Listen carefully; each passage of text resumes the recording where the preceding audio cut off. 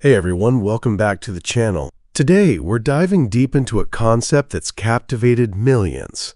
A simple yet profound idea that holds the secret to a long, happy, and truly meaningful life. We're talking about Ikigai, the Japanese method, brought to us by Hector Garcia and Francesc Morales in their beautiful book. Now, if you haven't heard of Ikigai before, you're in for a treat. This isn't just another buzzword. It's a way of looking at your life, your purpose, and your daily existence that can completely shift your perspective. Imagine living in a place where people regularly live to be 100 years old, vibrant, active, and deeply connected to their communities. That place exists, and it's called Okinawa, a small island chain in Japan.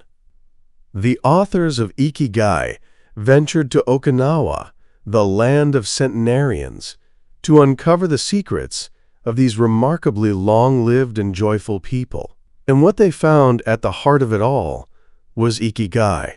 So what exactly is Ikigai? It's often translated as your reason for being, or the reason you wake up in the morning. It's that sweet spot where your passions, your talents, what the world needs, and what you can be paid for all intersect. Think about it for a moment. How many of us go through life feeling like we're just drifting, doing what we have to do, but not really understanding why we're doing it? How many of us feel disconnected from our work, our hobbies, or even our relationships? Ikigai offers a roadmap to find that sense of purpose, that inner drive that makes every day feel worthwhile. For those of us in our 40s and 50s, this concept hits different. We've probably spent decades chasing external markers of success. The bigger house, the fancier car, the next promotion. And while those things might bring fleeting moments of satisfaction, they often leave us feeling a bit empty, right? We start asking deeper questions. Is this all there is? Am I truly happy? What's my legacy going to be? Ikigai doesn't just answer these questions. It provides a framework for living a life that naturally produces those answers. It's about discovering what truly lights you up from the inside. What gives your days direction and meaning beyond just paying the bills or hitting quarterly targets? This book isn't some quick-fix self-help gimmick. It's a gentle invitation to slow down, to look inward, and to connect with something ancient and profound that the Okinawans have known for centuries. It's about finding that internal compass that guides you towards activities and connections that bring you genuine joy and fulfillment. It's about realizing that a life well lived isn't just about accumulating more, but about discovering what makes you feel alive, purposeful, and deeply connected to the world around you.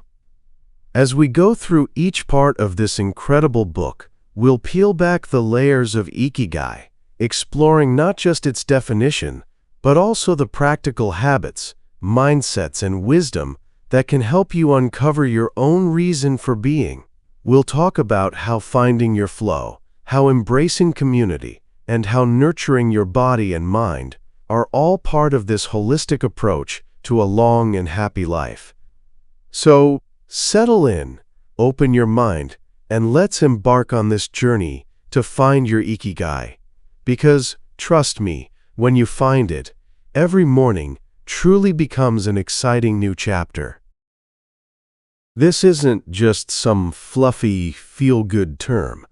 It's a profound framework that can bring immense clarity to your life. The authors, Hector Garcia and Francesc Morales, break down Ikigai as the sweet spot, the vibrant intersection of four crucial elements. Imagine a Venn diagram, those overlapping circles you probably saw in school, but for your life's purpose. The first circle is what you love. This is your passion, the stuff that makes your heart sing, the activities that make you lose track of time. Think about what you truly enjoy doing, not what you think you should enjoy or what others expect of you. Is it gardening, writing, teaching, solving puzzles? Spending time in nature. What are those activities that bring you genuine joy and a sense of effortless engagement? This isn't about skill. It's about pure, unadulterated enjoyment. Next up, we have what you are good at. This is your talent, your skill set, the things you naturally excel at, or that you've honed through practice and dedication. Maybe you're a great communicator, an amazing cook, a natural leader, or a brilliant problem solver. It doesn't have to be a globally recognized talent. It could be something as simple as being a fantastic listener or having a knack for organizing. What are the areas where people consistently come to you for help or advice? What comes easily to you that others might struggle with? The third circle is what the world needs. This is where your personal purpose connects with something bigger than yourself. It's about contribution, impact, and making a difference. What problems do you see in the world, big or small, that you feel compelled to address? What kind of positive change do you want to bring about? Maybe the world needs more kindness, more innovative solutions, more beauty, or more understanding. This isn't about saving the world solo, but about finding ways your unique gifts can serve others. Finally, we have what you can be paid for. This is the practical side of Ikigai, the part that allows you to sustain yourself and your lifestyle. It's about finding a way to monetize your skills and contributions. It doesn't mean you have to be a millionaire, but it does mean finding a path where your efforts are valued enough to provide for your needs. This could be a traditional job, a side hustle, a creative endeavor, or even a way to earn passive income. Now here's where the magic happens. Ikigai is the point where all four of these circles overlap. It's not just having a passion, or just being good at something, or just having a job, or just wanting to help the world. It's when you find an activity, a role, or a life purpose that ticks all four boxes. When you're doing something you love, that you're good at, that the world needs, and that you can be paid for, that's your Ikigai. For those of us in our 40s and 50s, this framework can be incredibly empowering. Maybe you're good at your job, and it pays the bills, but you don't love it, and it doesn't feel like it's making a difference. Or maybe you love your hobby, but it doesn't bring in income. Ikigai isn't about throwing everything out and starting over. It's about seeing where the gaps are and making conscious choices to move closer to that sweet spot. It invites you to reflect. Where do I excel? What genuinely brings me joy? How can I serve others? And how can I sustain myself while doing it? Understanding Ikigai isn't just about identifying a single career path. It's about shaping a lifestyle, a mindset, and a series of choices that lead to a sense of purpose and fulfillment.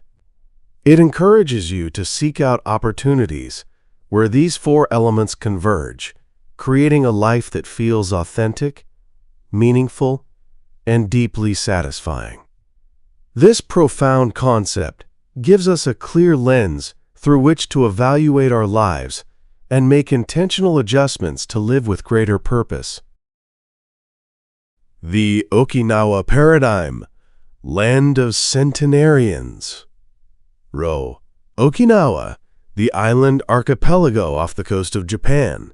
The authors, Garcia and Morales, spent considerable time there, immersing themselves in the lives of the local people, especially the centenarians, folks who live to be 100 years old and beyond, not just surviving, but thriving.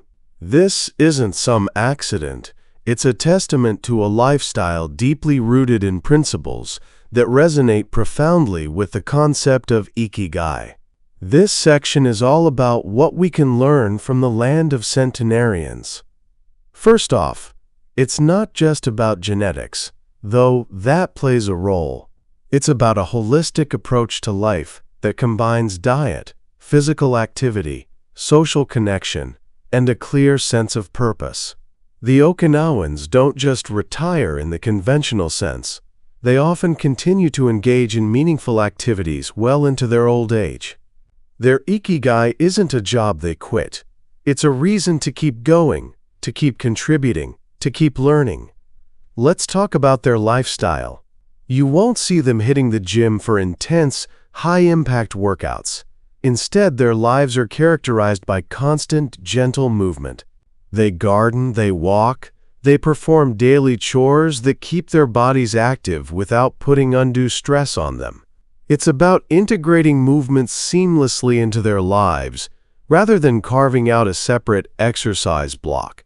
This keeps their bodies limber, their circulation flowing, and their minds sharp. Then there's the diet. The Okinawan diet is legendary for its health benefits. It's largely plant-based, rich in vegetables, fruits, and legumes, with moderate consumption of fish and very little meat or processed foods.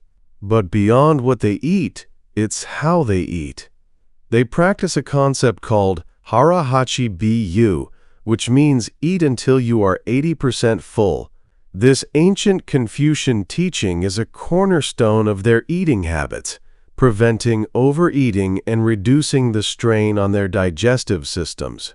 It's not about strict calorie counting, but about mindful eating and listening to your body's signals.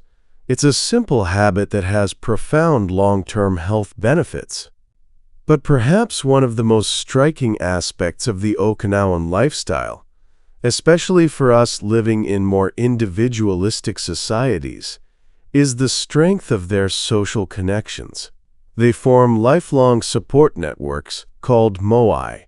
Imagine a small, informal group of friends who commit to supporting each other financially, socially, and emotionally throughout their lives. These moai provide a deep sense of belonging, purpose, and mutual assistance. In moments of joy or hardship, they know they're not alone. This powerful social fabric combats loneliness, reduces stress, and provides a safety net that contributes significantly to their longevity and well-being.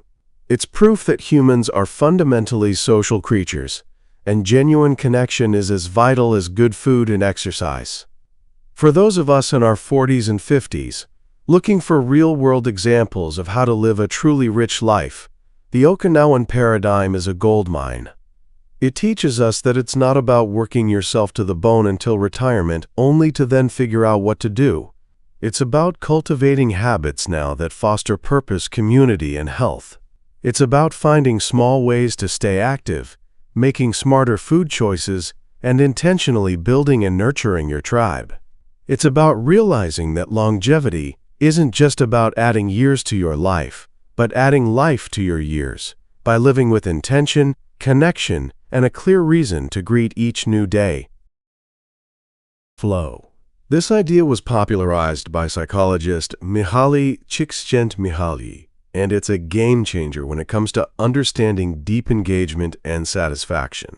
When you're in a state of flow, you're completely immersed in an activity. You lose all sense of time, self-consciousness vanishes, and you feel utterly absorbed and energized by what you're doing. It's that feeling of being in the zone, where everything just clicks. Think about a time you've experienced this. Maybe you were working on a challenging project at work, completely focused, and suddenly hours had passed without you even noticing.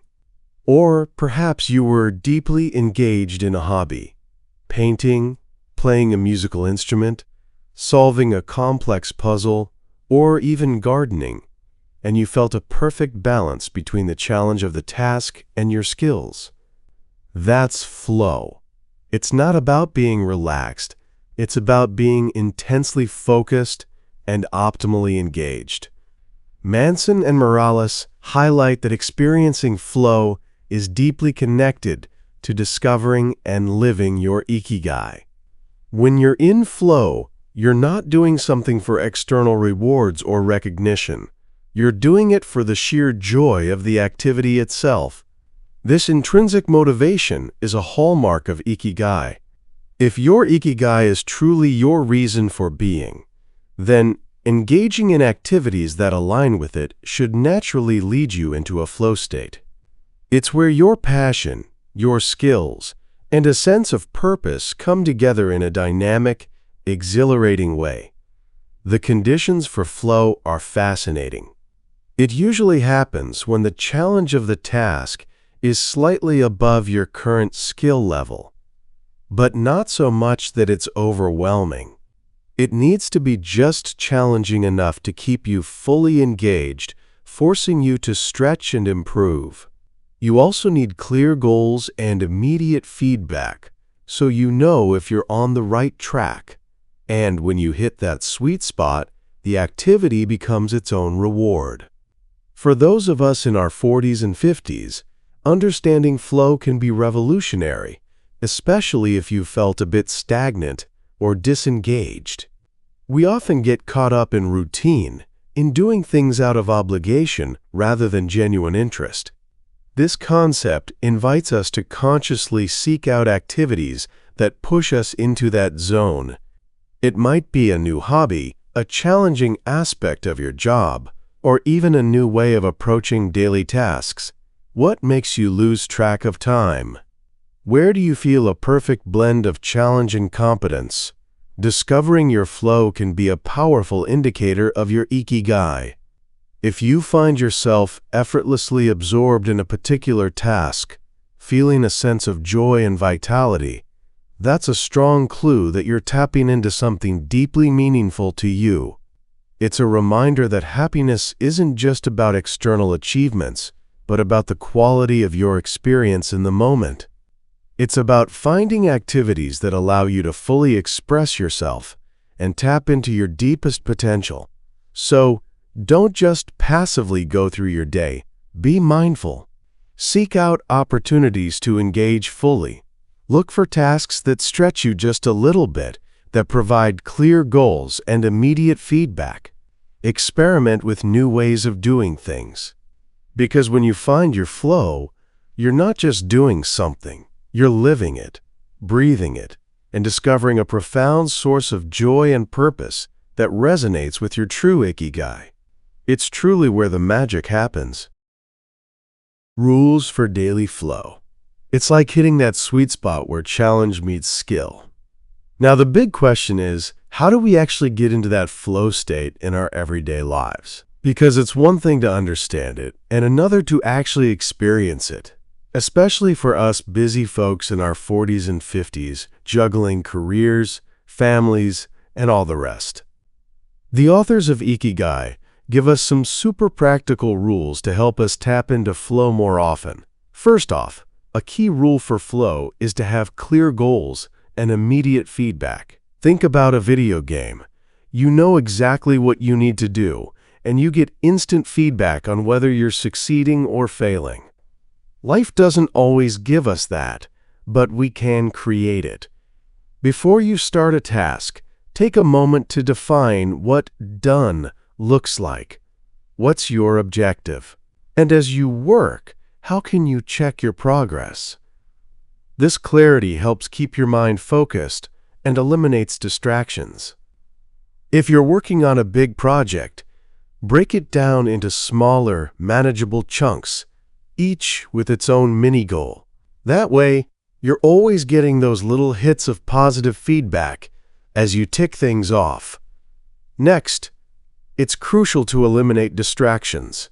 This is a big one in our hyper-connected world. Our phones are constantly buzzing, emails are piling up, social media is calling our names. To enter flow, you need to create an environment where you can truly focus. Turn off notifications. Close unnecessary tabs on your computer. Find a quiet space. Let your family know you need uninterrupted time. This might feel extreme at first, but the quality of your work and your sense of fulfillment will skyrocket. It's about protecting your mental space from constant interruptions that pull you out of concentration. Another important rule is to find the right level of challenge. Remember, flow happens when the task is slightly above your current skill level. If it's too easy, you'll get bored. If it's too hard, you'll get frustrated. The trick is to find that sweet spot, that just right amount of difficulty that keeps you engaged and pushing yourself. This might mean breaking a big task into smaller, more challenging parts, or taking on something new that forces you to learn and adapt. It's about finding that edge where you're stretching but not breaking. Also, focus on the process, not just the outcome. This is huge. So often, we're so focused on the end result, the finished project, the promotion, the weight loss goal, that we forget to enjoy the journey. When you're in flow, the activity itself becomes the reward. You're not doing it for what it will give you, but for the sheer joy of doing it. Practice mindfulness while you work. Pay attention to the details, the sensations, the rhythm of the task. This shifts your perspective from a means to an end mindset to one of deep engagement and appreciation for the present moment. Finally, set specific times for flow activities. It's not enough to just hope you'll get into flow. Schedule it. Block out time in your calendar for those activities that naturally lead you into this state. Treat it like an important appointment. Whether it's an hour for creative work, a block of time for a complex problem, or a dedicated period for a hobby, making time for flow means prioritizing your well-being and tapping into a powerful source of fulfillment. For those of us navigating the demands of midlife, these rules aren't just theoretical. They're essential tools for maintaining sanity and discovering joy amidst the chaos. By intentionally creating the conditions for flow, you're not just getting more done. You're living more deeply, finding purpose in your actions, and truly experiencing what it means to be alive. So give these rules a shot. You might be surprised at how much more joy and meaning you can extract from your daily grind. Keep moving. The power of gentle, consistent activity. This isn't about crushing it at the gym for hours, running marathons, or becoming a CrossFit champion. In fact, it's pretty much the opposite. The Okinawans, particularly the centenarians, don't engage in high-intensity, structured exercise routines. Instead, their lives are built around constant, low-impact, integrated physical activity. And for those of us in our 40s and 50s, this is a breath of fresh air, because it's something we can all incorporate into our lives without needing a personal trainer or a gym membership. Think about it. In our modern Western world, we tend to be sedentary for long periods, sitting at desks, driving, watching TV. Then, we try to compensate by hitting the gym hard for an hour, pushing our bodies to their limits, which can often lead to injury or burnout. The Okinawan approach is different. Their activity is woven into the very fabric of their daily existence. They garden, they walk everywhere, they squat to eat and socialize, they maintain their homes. Their bodies are accustomed to movement throughout the day, every day. This constant, gentle motion keeps their joints supple, their muscles engaged, and their circulation flowing optimally. The key here is consistency over intensity. It's not about how much you sweat, but how often you move. Imagine the cumulative effect of simply walking instead of driving for short errands, taking the stairs instead of the elevator, doing household chores with conscious movement, or spending time tending a garden. These seemingly small actions add up to a tremendous amount of physical activity over the course of a day, a week, a lifetime. It prevents muscle atrophy, keeps metabolism humming, and supports cardiovascular health without the wear and tear of high-impact workouts. For us, the lesson is profound. If you've been struggling to stick to a rigorous exercise routine, or if your body just isn't up for intense workouts anymore, This approach offers a sustainable path to physical well-being. Instead of dreading your workout, start looking for ways to inject more movement into your normal routine. Can you take a longer walk after dinner? Can you do some gentle stretches while watching TV? Can you park a little further away from the store? These little shifts make a huge difference. The Okinawans also don't just move their bodies. They stay active in their minds and spirits as well. Their physical activity often comes hand in hand with social interaction or purposeful work, like gardening for food. This holistic approach means that movement isn't just a chore, it's part of a meaningful life. It's connected to feeding themselves, connecting with their community, or contributing to their families. This isn't about striving for perfection or becoming an athlete. It's about respecting your body, understanding its natural inclination to move, and finding enjoyable, sustainable ways to keep it active. It's about remembering that our bodies were designed for movement, not for prolonged stillness. By embracing this Okinawan wisdom, you're not just adding years to your life, you're adding vitality, flexibility, and a greater sense of well-being to every single day. So find your gentle rhythm and keep moving. Your body and your spirit will thank you. The Ikigai diet. Eat well, not too much. The authors of Ikigai really dive into their eating habits, and it's not about some complicated restrictive diet plan. It's about eating well, and crucially, not too much. This simple wisdom, rooted in centuries of practice, holds profound lessons for us in our 40s and 50s who are often bombarded with conflicting diet advice. The foundation of the Okinawan diet is pretty straightforward. It's largely plant-based. Think plenty of vegetables, fruits, and legumes, sweet potatoes, leafy greens, root vegetables, and seaweed are staples. They also consume a moderate amount of fish, but very little meat or processed foods. This means a diet rich in nutrients, fiber, and antioxidants, and low in unhealthy fats and sugars.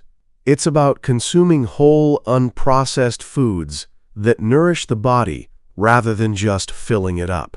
But here's the real game changer, the golden rule that stands out. It's the concept of harahachi bu. This is an ancient Confucian teaching that means eat until you are 80% full, not 100% stuffed, not bursting at the seams, but just comfortably satisfied.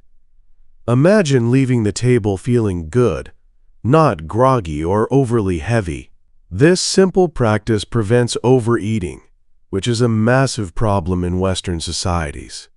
Chronic overeating puts immense strain on our digestive systems, contributes to inflammation, and is a major factor in weight gain and numerous health issues. How do the Okinawans practice harahachi bu? They pay attention to their bodies.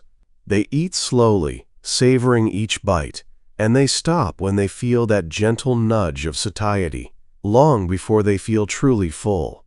This isn't about deprivation. It's about mindfulness and connection to their hunger cues. For us, this means slowing down our meals, putting down your fork between bites, really tasting your food, listening to your body, rather than just mindlessly eating until the plate is empty or you feel bloated.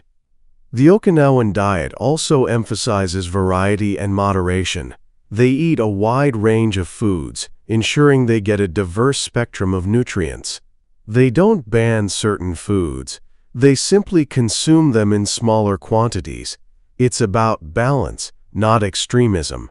This contrasts sharply with many popular diets that advocate eliminating entire food groups, which can often be unsustainable and lead to cravings or nutritional deficiencies. For those of us navigating the dietary landscape of midlife, often dealing with metabolism changes or the accumulation of unhealthy habits, the Ikigai diet offers a sustainable, common-sense approach. It's not about counting calories or macros in a rigid way, but about cultivating a mindful relationship with food. It's about choosing nourishing, wholesome foods, and most importantly, it's about listening to your body's wisdom and stopping when you're just satisfied. This way of eating supports not just physical health, but also mental clarity and a sense of lightness that contributes to overall well-being. It helps prevent energy crashes, reduces inflammation, and sets the stage for a more active and engaged life. By embracing the principles of the Ikigai diet and Hara Hachi Bu, you're not just changing what you eat, you're changing your relationship with food, cultivating a practice that supports a long, vibrant, and purposeful life. It's a simple, ancient secret that holds profound power. Building a moai, the power of social connections. All right, let's talk about something incredibly vital, often overlooked in our increasingly individualistic world, that's a cornerstone of the Okinawan way of life and deeply connected to Ikigai, the power of social connections, specifically their concept of a moai. This isn't just about having friends. It's about building a lifelong, committed support network, a true testament to the strength found in genuine community. A moai, pronounced moai in Okinawa, is an informal group of people who are committed to supporting each other, not just socially, but financially and emotionally throughout their lives. Imagine 5 or so friends who form a pact. They meet regularly, share their joys and sorrows, offer practical help, and even contribute a small amount of money to a common pot that can be used by any member in times of need. It's a built-in safety net, a tribe that literally has your back for life. Think about the profound impact of this. In our society, we often feel like we have to go it alone. We might have friends, family, or professional networks, but the depth and commitment of a moai are on another level. This kind of unwavering support combats loneliness, which is a growing epidemic and a significant risk factor for poor health and shorter lifespans. Knowing you have a group of people who are genuinely invested in your well-being, who will celebrate your successes and lift you up during your struggles, provides an immense sense of security and belonging. The beauty of a moai isn't just about crisis management, it's about everyday connection. These groups often meet regularly for simple things like sharing meals, gardening together, or just chatting. These interactions foster a deep sense of purpose and camaraderie. It's about mutual encouragement, shared laughter, and a collective wisdom that grows over decades. For the Okinawan centenarians, their moai is often cited as a key factor in their longevity. It reduces stress, provides a sense of community, and ensures they remain socially active and engaged. For those of us in our 40s and 50s, who are often juggling demanding careers, raising families, and perhaps feeling a bit isolated despite being constantly busy, the concept of a moai is incredibly powerful. It reminds us that while independence is valued, human beings are fundamentally social creatures. We thrive on connection, empathy, and belonging. How many of us feel like we're constantly giving but not receiving enough support? A moai offers a model for reciprocal, committed relationships. This isn't about trying to force a moai into existence overnight. It's about consciously nurturing the relationships you have. It's about being more intentional with your friendships. It's about showing up for others, offering genuine support, and allowing yourself to be vulnerable enough to receive it. Can you identify a small group of friends or family members with whom you could cultivate a deeper, more committed bond? Could you start a regular gathering, a shared activity, or a pact to support each other through thick and thin? Building these kinds of deep connections takes time, effort, and vulnerability. But the payoff is immense. It's a profound sense of belonging, a reduction in stress, and a constant source of joy and meaning. The Okinawans teach us that a rich, long life isn't just about what you eat or how much you move. It's about the people you share it with, the community that holds you up, and the deep, unwavering support that only a true tribe can provide. So start cultivating your own moai, even if it's just a few close friends. It could be one of the most important investments you ever make in your well-being. Managing stress and emotions, a Zen approach. In our fast-paced, often chaotic world, managing stress isn't just a luxury. It's essential for our health and well-being. The Ikigai authors, inspired by Japanese philosophy and the Okinawan lifestyle, offer a practical and serene approach to handling the emotional roller coaster of life, often rooted in Zen principles. This isn't about eliminating stress entirely. That's impossible, but about changing our relationship with it. The first key is mindfulness and acceptance. So often, when we feel stressed or anxious, our immediate reaction is to fight it, to push it away, or to get angry at ourselves for feeling that way. But this only amplifies the stress. A Zen approach encourages us to acknowledge our emotions without judgment. It's like watching clouds pass in the sky. You notice them, but you don't grab onto them or try to make them disappear. You simply observe. This simple act of observation creates a little space between you and your emotion, giving you the power to choose how to respond rather than reacting on autopilot. Think about it.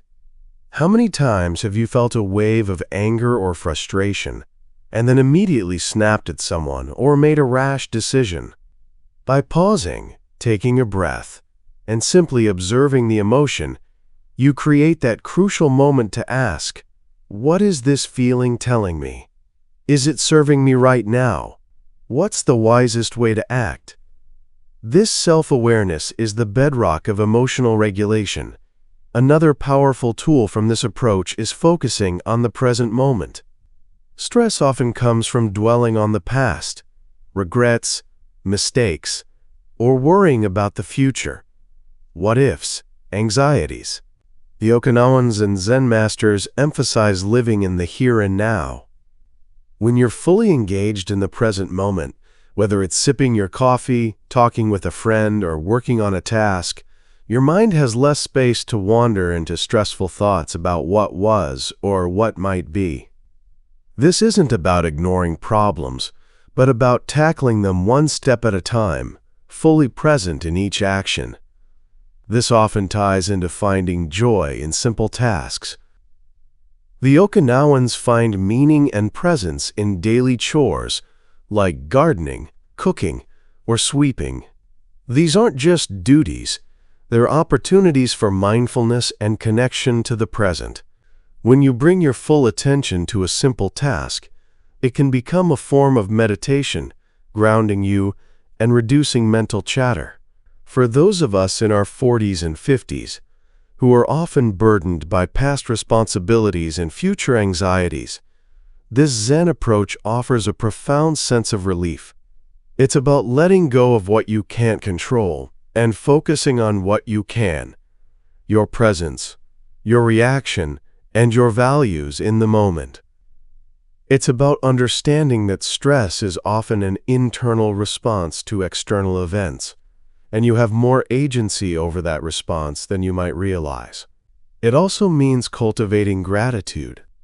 Even in stressful times, taking a moment to acknowledge what you're grateful for can shift your perspective and reduce the intensity of negative emotions. It's not about being naive. It's about balancing the scales and reminding yourself of the good that exists alongside the challenges. Ultimately, managing stress and emotions, according to this approach, is a continuous practice of awareness, acceptance, and presence. It's about learning to ride the waves of your feelings without being capsized by them. By embracing these subtle yet powerful techniques, you're not just coping with stress. You're transforming your relationship with your inner world, fostering a deeper sense of calm, resilience, and genuine peace. The art of resilience. The authors of Ikigai emphasize that while finding your purpose is key, so is developing the ability to bounce back, to pick yourself up after setbacks, and to come back stronger. This isn't about avoiding hardship. It's about cultivating the inner fortitude to face it head-on and emerge with wisdom. Life, as we all know, is full of curveballs.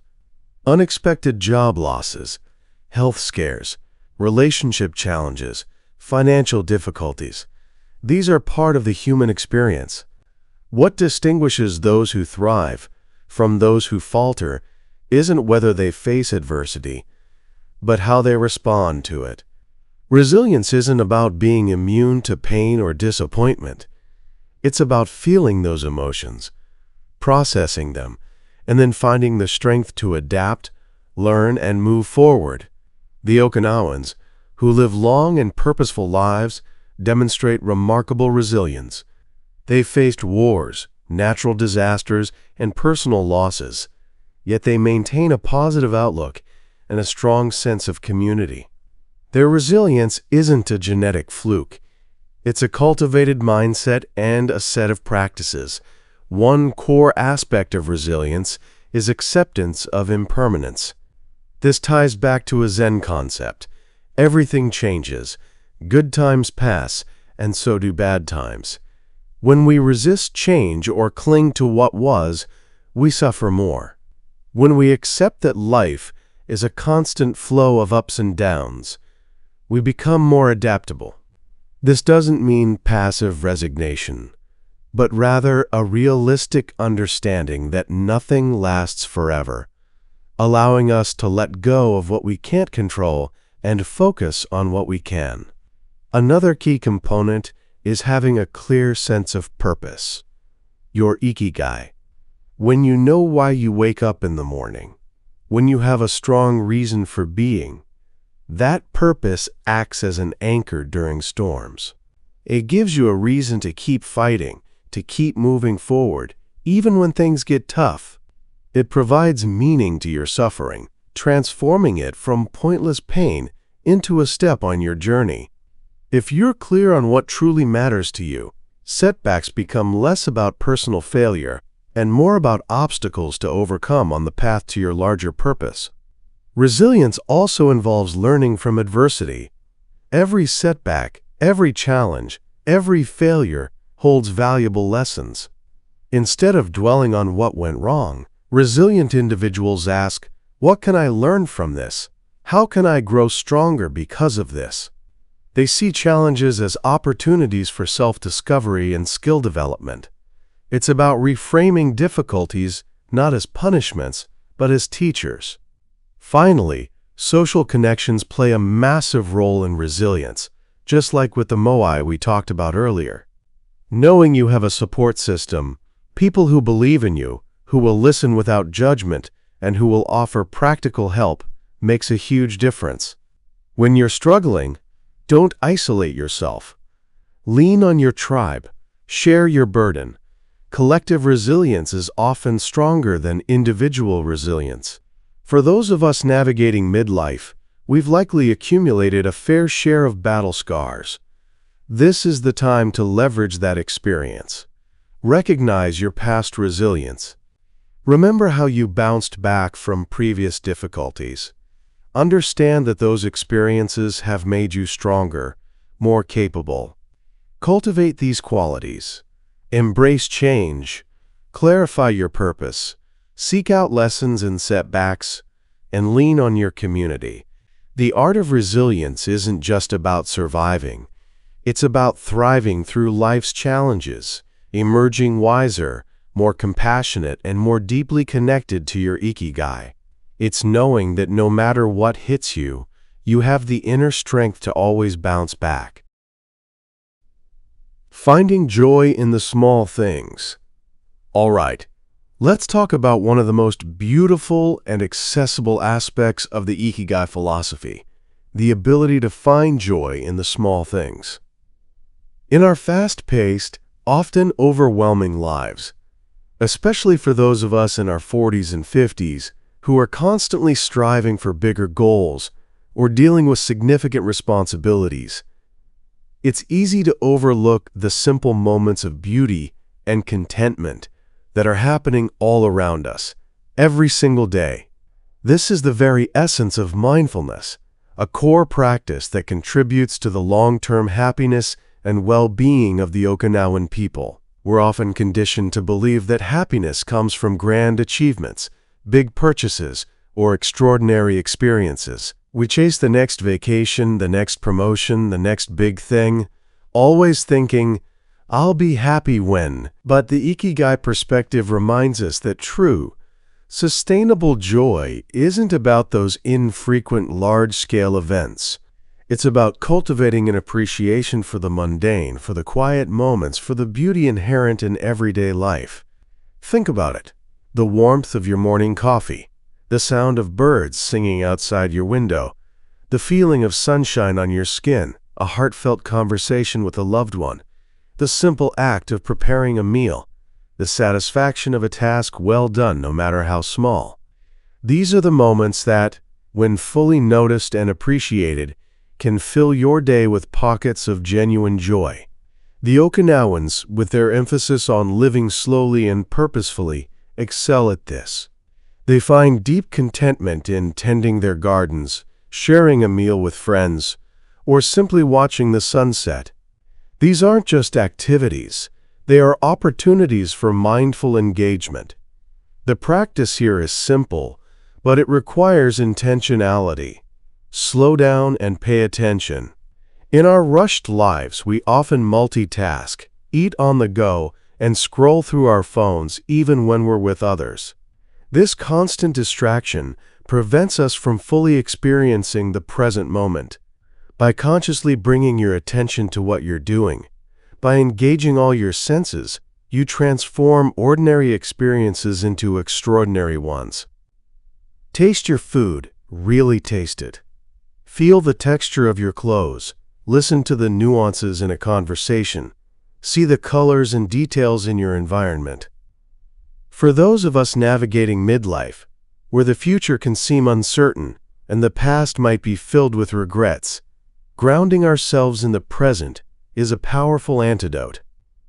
It pulls us away from anxieties about what if, and if only, and brings us back to the richness of what is. It's a reminder that life isn't just about the big milestones.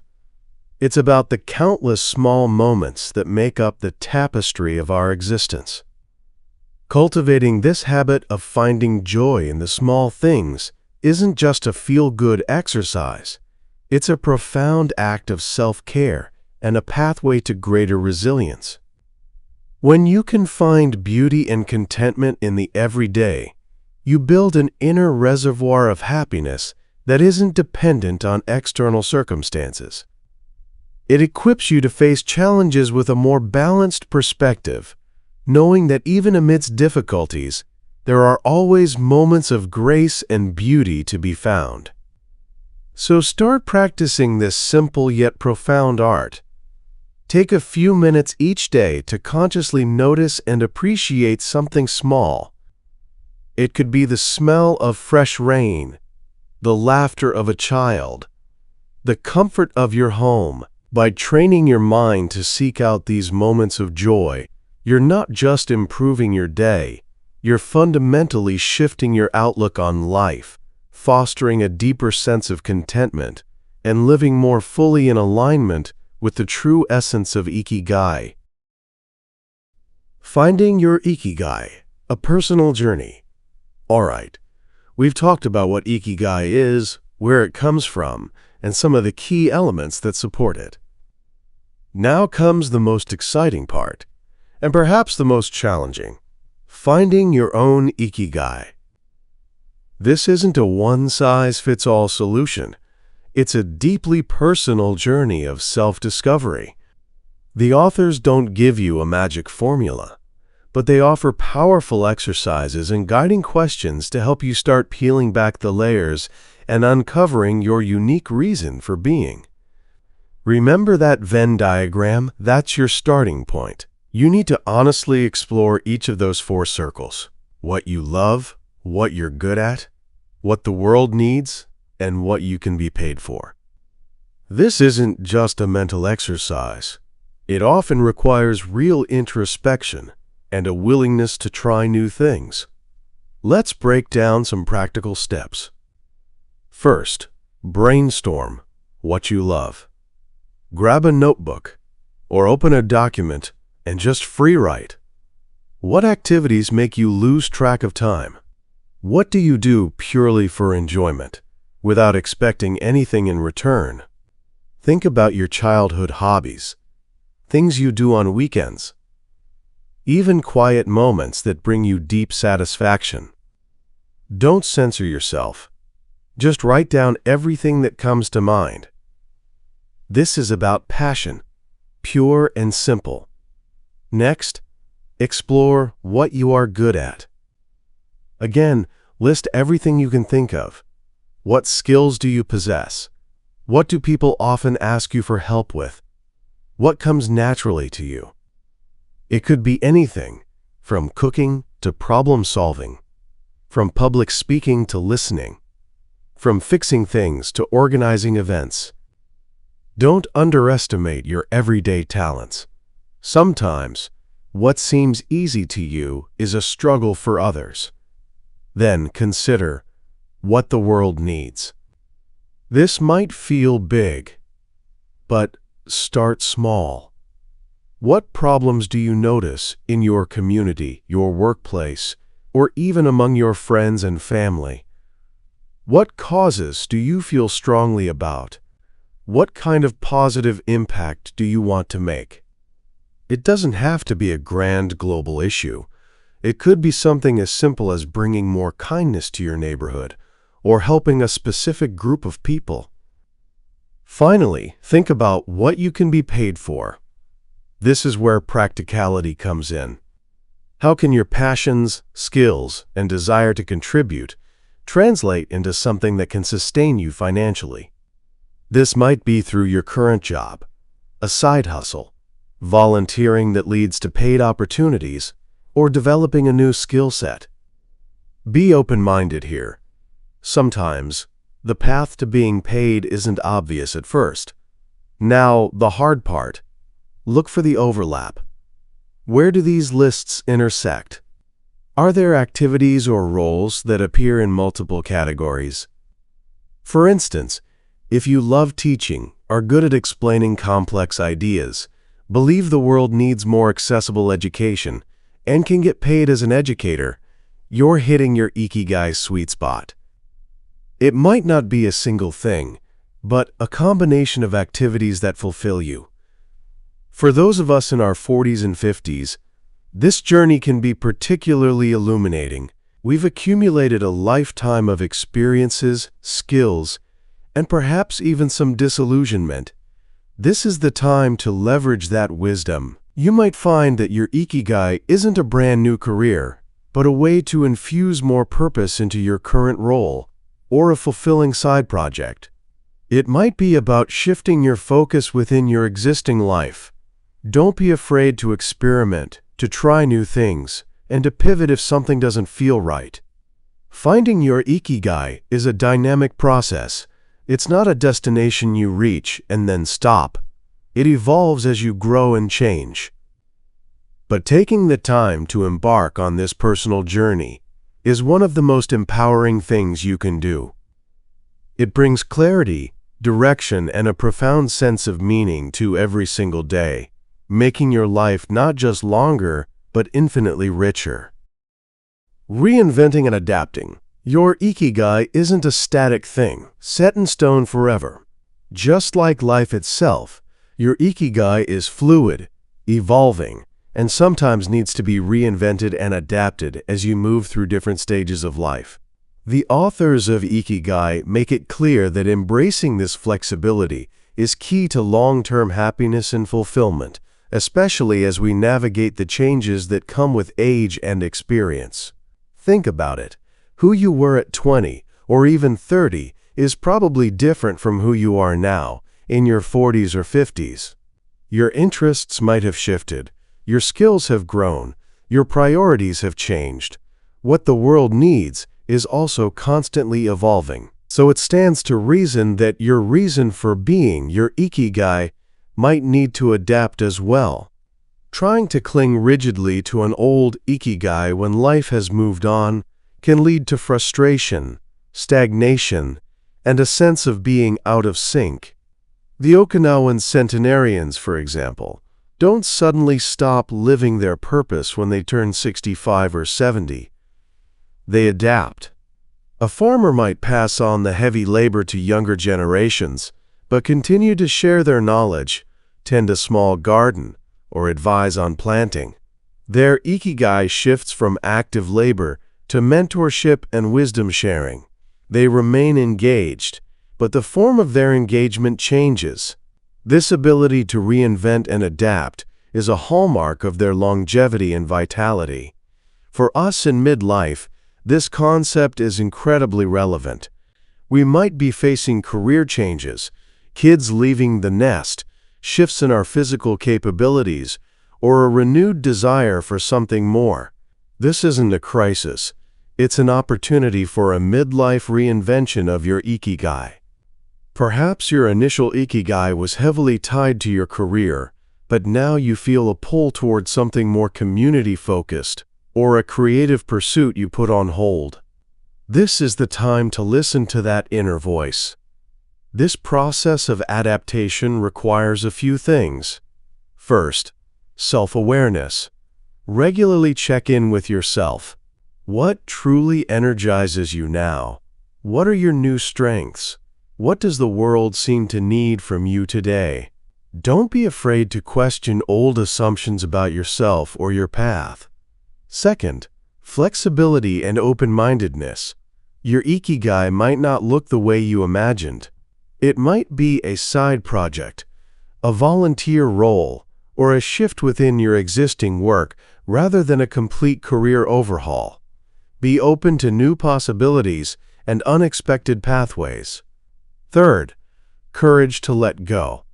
Sometimes, adapting your Ikigai means letting go of something that no longer serves you, or where you no longer feel a deep connection. This can be hard, especially if you've invested a lot of time or identity in it, but holding on to something that doesn't align with your evolving self will only hold you back. Finally, continuous learning. As your Ikigai evolves, you might need to learn new skills, acquire new knowledge, or explore new areas. This keeps your mind active and ensures you remain engaged and adaptable. The Okinawans are lifelong learners. They are constantly picking up new hobbies, trying new things, and keeping their minds sharp.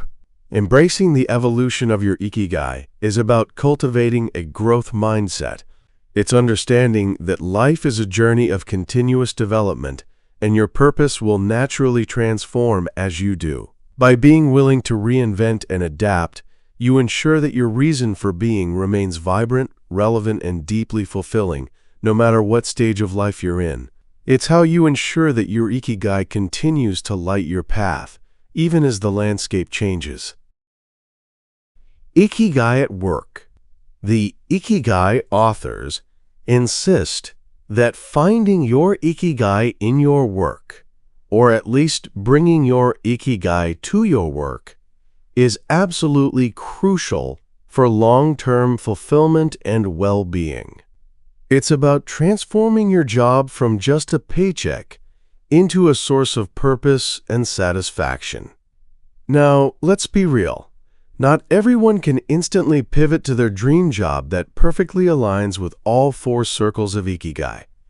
That's a huge privilege and often takes time. But the beauty of Ikigai is that you can apply its principles to your current situation. It's about finding ways to infuse meaning into what you already do, or to strategically move towards work that feels more purposeful. First, reframe your perspective. Instead of just seeing your job as a list of tasks or a means to an end, try to identify how your work, even indirectly, connects to what the world needs. Are you providing a valuable service? Are you helping people? Are you contributing to a team that creates something useful? Even seemingly mundane tasks can have a larger purpose when viewed through this lens. If you're an accountant, perhaps your Ikigai isn't just about crunching numbers, but about bringing clarity and stability to businesses, which in turn helps families and communities. Second, leverage your strengths and passions within your current role. Even if your job isn't your ultimate Ikigai, there are likely aspects of it where your natural talents shine, or tasks that you genuinely enjoy. Can you lean into those? Can you volunteer for projects that excite you?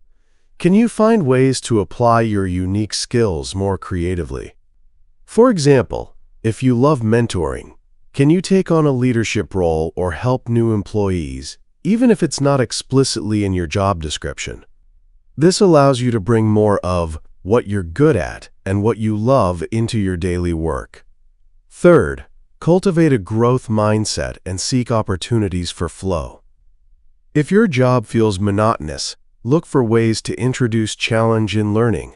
Can you take on a new responsibility? Learn a new software? Find a more efficient way to do something? When you're continuously learning and stretching your abilities, you're more likely to enter that flow state where you feel completely absorbed and energized by your work. This makes the time fly by and leaves you feeling more fulfilled. Fourth, build meaningful connections at work. Your colleagues can be a source of support, learning, and even joy. Invest time in building positive relationships, offering help, and being a good team player. This taps into the Moai principle we discussed earlier, bringing a sense of community and belonging into your professional life. When you feel connected to the people you work with, even a challenging job can feel more bearable and even enjoyable. Finally, don't be afraid to explore or plan for a future career shift if your current job truly doesn't align with your Ikigai. This doesn't mean quitting tomorrow, but it means being intentional. Can you use your current job to save money, learn new skills, or build a network that will support a future transition? Start small. A few hours a week on a side project, networking with people in a field you're interested in, taking an online course. This proactive approach gives you a sense of agency and purpose, even if the big change is still down the road. For those of us in our 40s and 50s, this is a powerful invitation to take control of our professional narrative. We have a wealth of experience and wisdom.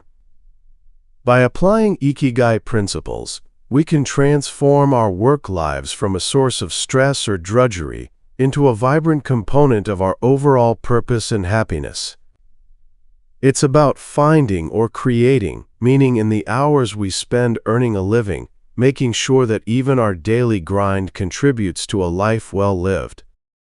Learning from life's masters. The authors of Ikigai spent significant time with the centenarians of Okinawa, and their stories are pure gold. These aren't just old people. They are masters of life, living embodiments of the Ikigai principles. Think about it. These aren't folks who simply survived. They thrived. They navigated immense changes, challenges, and losses, yet maintained a vibrant spirit and a profound sense of purpose. What can we glean from their rich lives? One recurring theme is their positive attitude and gratitude. Despite hardships, many Okinawan elders possess an unshakable optimism. They focus on what they have, not what they lack. They find joy in simple pleasures, like a sunny day, a good meal, or a conversation with a friend. This isn't naive. It's a cultivated mindset that allows them to appreciate the present moment and to face adversity with resilience. They understand that a positive outlook isn't just about feeling good. It actively contributes to better health and a longer life. Another powerful lesson is their deep sense of community and connection. We've talked about the moe, But beyond that, their lives are interwoven with family and neighbors. They are active participants in their communities, contributing their skills, wisdom, and presence. This social engagement provides a buffer against loneliness, keeps their minds sharp through interaction, and offers a continuous source of support and purpose. They don't isolate themselves. They remain deeply connected. They also emphasize activity and contribution, regardless of age. For them, retirement isn't an end to purpose, it's a shift. They continue to pursue their passions, whether it's gardening, teaching, crafting, or simply maintaining their homes. Their Ikigai evolves, but never disappears. This continuous engagement keeps their minds stimulated and their bodies active, preventing the mental and physical decline often associated with inactivity in later life. They are living proof that staying useful and engaged is a powerful antidote to aging. Furthermore, these elders teach us about simplicity and contentment. They often live modest lives, free from the excessive consumerism that plagues many Western societies. They find satisfaction in what they have, focusing on experiences and relationships rather than material possessions. This detachment from endless wanting reduces stress and allows them to appreciate the richness of their present circumstances. For those of us navigating the complexities of midlife, these stories offer a profound mirror. Are we chasing the right things? Are we cultivating the right habits? The wisdom of the elders is a gentle nudge to reconsider our priorities. It encourages us to nurture our relationships, find joy in simplicity, stay physically and mentally engaged, and cultivate a spirit of gratitude no matter what life throws our way. By truly listening to these life masters, we're not just gaining insights into longevity, we're discovering timeless principles for living a life that's rich, purposeful, and deeply fulfilling at every stage. They remind us that the journey of Ikigai isn't about being young forever, but about living fully, with intention and joy, for as long as we possibly can. They are living blueprints for a life well lived. Never truly retiring in the traditional sense, but instead embracing continuous activity as a source of vitality. This is a powerful lesson from the Okinawan centenarians, and it challenges the common Western notion of a complete stop to work and meaningful contribution at a certain age. In many Western societies, retirement is often seen as a reward for decades of hard work, a time to finally relax, do nothing, and enjoy leisure.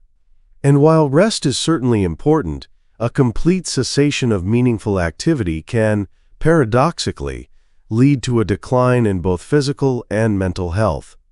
When people lose their daily structure, their social connections from work, and their sense of purpose, they can quickly become disengaged, leading to feelings of emptiness, isolation, and a more rapid decline. The Okinawan elders rarely retire in that sense. Instead, they shift gears. They might step back from full-time, demanding jobs, but they remain active and engaged in purposeful ways. Their Ikigai simply evolves.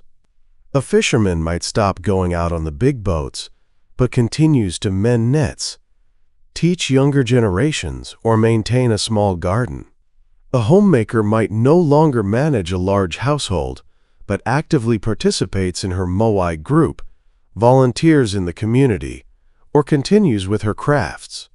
The key is that they always have a reason to get up in the morning, a sense of contribution and belonging. This continuous engagement keeps their minds sharp and their bodies moving. Research increasingly shows that staying mentally active through learning new things, solving problems, and maintaining social connections is crucial for brain health and preventing cognitive decline. Similarly, consistent, gentle physical activity, as we discussed earlier, is vital for maintaining mobility and vitality. For the Okinawans, these aren't separate retirement activities, but are deeply integrated into their ongoing sense of purpose. For those of us in our 40s and 50s, this concept is incredibly relevant. It's not about working until you drop, but about rethinking what retirement actually means to you. Instead of viewing it as an ending, see it as a transition to a new phase of purposeful activity. Start now to cultivate hobbies, volunteer roles, or side projects that could provide meaning and engagement later in life. What are your passions that you can pursue more fully? How can you continue to contribute your skills and wisdom to the world, even if it's not through a traditional job? This shift in mindset also reduces the fear of retirement itself. Instead of worrying about what you'll do or how you'll fill your time, you can start building a portfolio of purposeful activities that will sustain your Ikigai. It's about designing a life where you are always learning, always growing, and always contributing in ways that feel meaningful to you. The Okinawans teach us that vitality isn't just about youth. It's about staying curious, connected, and engaged throughout your entire lifespan. It's about having a reason to keep moving, both literally and figuratively. By embracing the idea of continuous activity and evolving your Ikigai, you're not just adding years to your life. You're adding purpose, joy, and profound meaning to every single one of those years. It's a powerful blueprint for a life truly well lived, right up to the very end. Focus on the here and now. Letting go of the past and truly focusing on the here and now. We might carry regrets about missed opportunities, linger on past mistakes, or endlessly replay old grievances. But the authors of Ikigai emphasize that dwelling on what's gone keeps us from fully experiencing the richness of the present and building a meaningful future. Think about how much mental and emotional energy we waste by replaying past events. We can't change what's already happened. Holding on to regret, resentment, or nostalgia for a bygone era only keeps us stuck. It's like trying to drive forward while constantly looking in the rear-view mirror. You're bound to miss what's right in front of you. The Okinawan approach, deeply influenced by Zen principles, encourages a profound acceptance of what is, and a focus on the only moment we truly have, the present. This doesn't mean ignoring lessons learned from the past. It means extracting the wisdom and then letting go of the emotional baggage. Did you make a mistake? Learn from it. Resolve to do better next time, and then release the self-blame. Did someone hurt you? Forgive them, not for their sake, but for your own peace of mind, and move forward. Is there something you wish you had done differently? Acknowledge it, but don't let it define your present or future. The emphasis on the here and now is a cornerstone of mindfulness. When you're truly present, your mind isn't scattered by anxieties about the future or ruminations about the past. You're fully engaged in whatever you're doing, whether it's enjoying a meal, listening to a loved one, working on a project, or simply breathing. This full engagement is what leads to moments of flow, and it's what allows you to find joy in the small things, as we discussed earlier. For those of us navigating midlife, this lesson is particularly potent. We have more past to look back on, and often more future to worry about. But the sheer weight of carrying all that can be crushing. Letting go of the past is an act of liberation. It frees up immense mental and emotional space. It allows you to invest your energy into creating a vibrant present and a future aligned with your evolving Ikigai. Practicing this means consciously bringing your attention back to the present moment. Whenever your mind starts to drift, notice the sensations around you. Focus on your breath. Engage fully in the task at hand.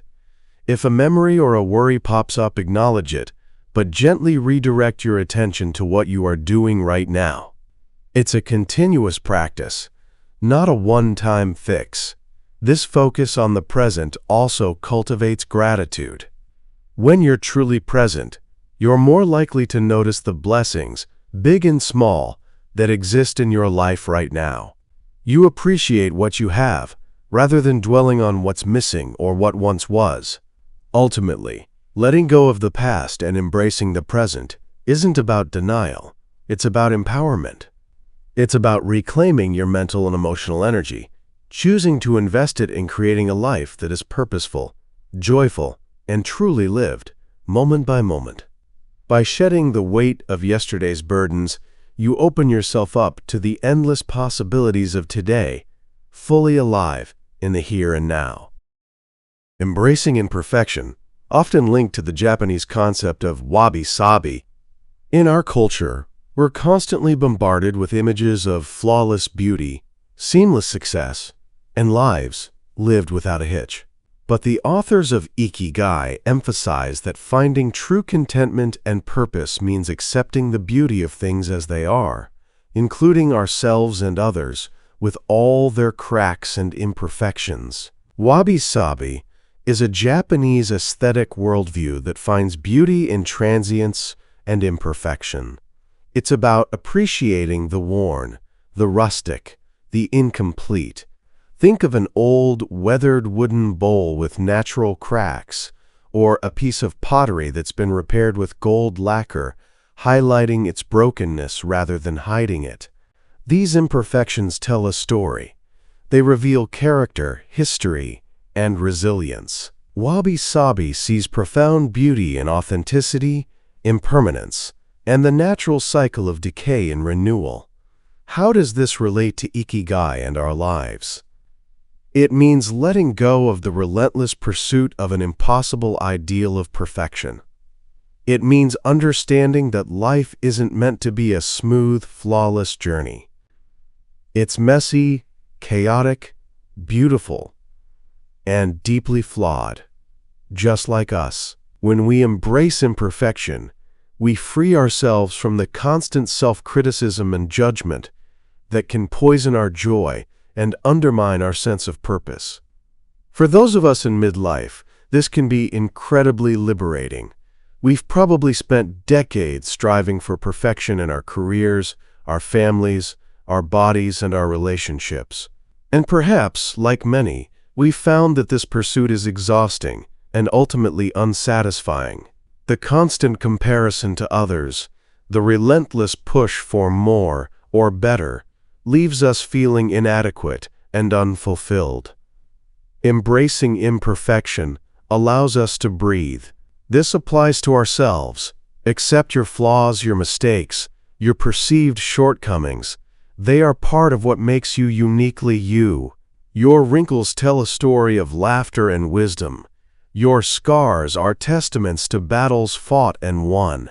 Your past failures are not stains, but lessons that have shaped who you are today. When you can accept your own imperfections, you cultivate self-compassion, which is a powerful foundation for overall well-being. And it applies to others. When you embrace imperfection in yourself, it becomes easier to accept it in those around you. Instead of being frustrated by a partner's quirks, a child's struggles, or a friend's eccentricities, you can see them as part of their unique beauty and journey. This fosters more loving, authentic, and resilient relationships, free from the burden of unrealistic expectations. This isn't about complacency or letting yourself off the hook for personal growth. It's about a deep, foundational acceptance that allows for growth from a place of peace, rather than from a place of self-loathing or constant striving. It's about understanding that your value and the value of others doesn't depend on flawlessness, but on inherent worth and authenticity. By embracing imperfection, you create space for joy, connection, and genuine fulfillment. You stop wasting energy on trying to control what cannot be controlled, which is most things, including the past and the future. You learn to appreciate the beauty of the present moment, in all its messy, unpredictable glory. This acceptance is a powerful pathway to inner peace and a more deeply lived Ikigai. It's truly about finding profound beauty in the perfectly imperfect journey of life. Living your Ikigai every day. All right, folks, we've come to the end of our deep dive into Ikigai, the Japanese method. We've explored everything from the lifestyle of the Okinawan centenarians to the art of finding flow, managing stress, embracing imperfection, and even facing our own mortality. It's a journey that touches on so many profound aspects of what it means to live a truly good life. So, what's the ultimate takeaway? The core message that Hector Garcia and Francesc Morales want us to grasp? It's simple, yet immensely powerful. The author's main message is that finding and living your Ikigai is the fundamental secret to a longer, happier, and more meaningful life. It's about discovering your unique reason for being at the intersection of what you love, what you're good at, what the world needs, and what you can be paid for. But it's not just about finding that one thing. It's about integrating a holistic approach to life that encompasses mindful engagement, gentle and consistent physical activity, a nourishing and moderate diet, strong social connections, your moai, unwavering resilience in the face of adversity, and a profound acceptance of life's inherent imperfections. Ultimately, Ikigai is a gentle but firm invitation for each of us, especially in our 40s and 50s, to step off the hamster wheel of endless striving and external validation. It encourages us to cultivate a deeper relationship with ourselves, with our purpose, and with the world around us. It's about understanding that true fulfillment doesn't lie in constant happiness or flawless living, but in the daily pursuit of meaningful activities, in nurturing authentic connections, and in finding profound joy and purpose in the simple, everyday moments.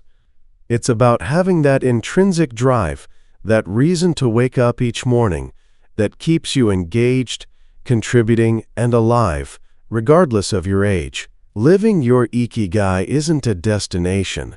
It's a vibrant journey, a continuous practice of intentionality, self-awareness, and connection that adds not just years to your life, but genuine life to your years. Start living your Ikigai today.